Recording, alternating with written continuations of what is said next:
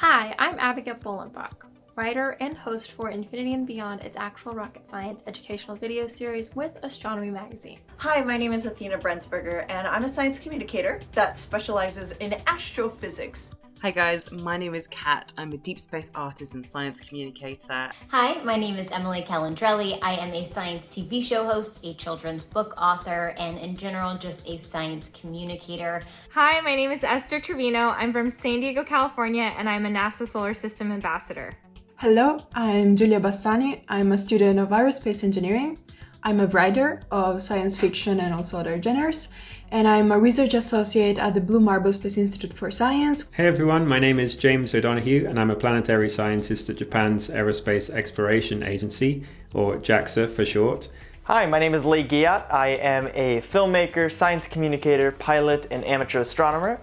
Hello, this is Mayssa El Yazidi. I'm from Tunisia and I'm a PhD student at the Center for Studies and Activity for Space CISAS at the University of Padova in Italy, and also the founder of the Tunisian Association of Young Astronomers. Hi everyone, my name is Dr. Parshati Patel. I'm an astrophysicist and a science communicator. Hey all, my name is Kevin J DeBruin and I'm a former NASA rocket scientist. Hi there, my name is Bailey Burns and I'm an engineer and a science communicator. Science has been a part of my life for basically my entire life. It has been a critical and vital source that has shaped my personality, and I wouldn't be who I am today without it. Where my real love for science stems way back to when I was 12 years old and I got a book of images taken by the Hubble Space Telescope of things like galaxies and nebulae, and when I was 12 years old, I actually thought they were paintings. I didn't think they were real things that actually exist in our universe. And instantly I just thought, wow, there's billions of stars out there and who knows how many planets where there might be life that exists, just like here on Earth. I first got interested in space when I was probably 12, and I found myself reading a book by Stephen Hawking, even though I still didn't know who Stephen Hawking was. So that was my first book on space, and since that moment I continued opening books on space, basically. Ever since I was a child, I've been fascinated by science, especially space science. I used to watch a lot of science fiction movies and shows.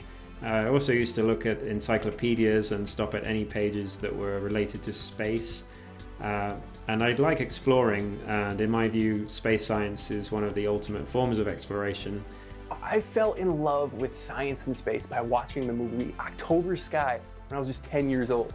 I saw that and I knew I wanted to design spaceships for NASA. I really got into STEM, science, engineering because I loved the how and the why. Now those math classes were the tests I had to study for the most in high school, so I really wanted to challenge myself when I went into college. That's why I chose engineering. Furthermore, I think I chose space because I like the next step. I like putting everything together and then saying, okay, well, what can we do with this? Can we go to the moon? Can we go to Mars? Can we go farther? And that's something that space has an abundance of, is farther. How far can we go? When I went to the Fox Observatory when I was about 14 years old, and I met a lady named Helen, and she pointed to a dot in the sky and said, "That's Jupiter." And I said, "What? That star over there? It looked like a star." She taught me how to name every star in the sky. She taught me how to use telescopes. As an ambassador, we get to communicate the science and excitements of NASA's missions and discoveries to the community. The community that I specifically love to focus on the most is high school students. When I visited a planetarium, there was a particular thing that drew me to it, and that was so many unanswered questions. There's so much out there that we don't know. There's so much out there that we can't see. In fact, my interest for space science and astronomy started in 2011 during my first year at the university, when we had an introductory course about the Earth and the universe, where we learned a basic notion about the universe, the solar system, the sun, the planets, and their characteristics. There was a moment when I was about 7 years old, and we were meant to be looking at the Perseid meteor shower, but it was too light polluted and probably too many clouds. I don't remember the meteor shower at all, but I do remember using my dad's binoculars to see the moon, and it was the first time I saw all these craters, and honestly, it was gorgeous.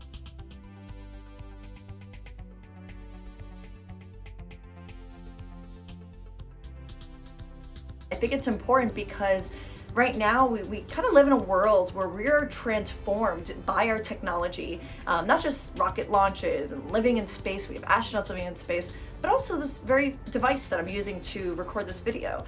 These things allow for us to not only be more interconnected on this planet, but also advance more as a species through our medicine, through curing diseases. And that's so important and vital to human existence.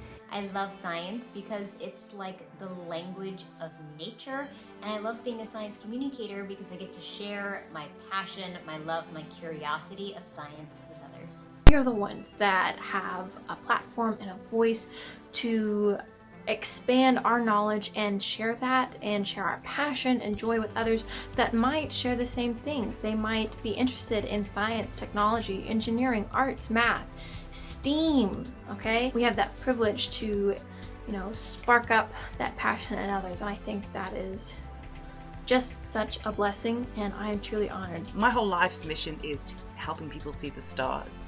I really want to inspire more people to take an interest, in particular in the stars, because, I feel like the future of the human race is out there in the cosmos. We really need to focus on inspiring the next generation of scientists and all these different people in STEAM and engineers and technologists.